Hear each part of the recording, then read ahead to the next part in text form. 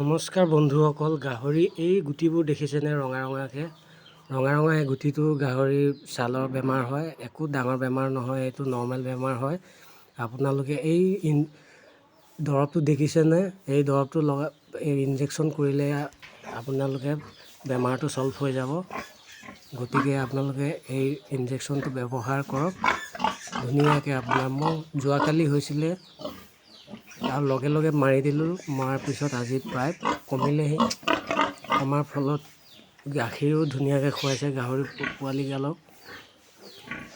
এইটো গাহৰিজনী পটাছ অকণমান পৰিলে, পটাছটো একো স্বাস্থ্যৰ কাৰণে ক্ষতিকাৰক বস্তু নহয়।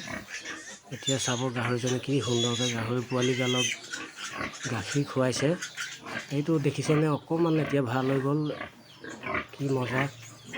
একো ভয় খাবলগীয়া এইটো বেমাৰ নহয়। গাহৰি এইটো এটা প্ৰকৃতিৰ নিয়মেই আৰু ছালৰ ৰোগ হয়, বছৰেকত কেতিয়াবা হয়েই। এইটো ভয় খাবলগীয়া বেমাৰ নহয়। ইনভাৰমেক্টিন ইনজেকশ্যনটো আপোনালোকে ব্যৱহাৰ কৰক। আপোনালোকে 2-এদিনৰ ভিতৰতে সেই বেমাৰটো সম্পূৰ্ণৰূপে ঠিক হৈ যাব। আৰু চেনেলটো যদি ছাবস্ক্ৰাইব কৰা নাই, আপোনালোকে ছাবস্ক্ৰাইব কৰক, লাইক কমেণ্ট লগতে ঘণ্টাটো বজাই দিব। Thank U.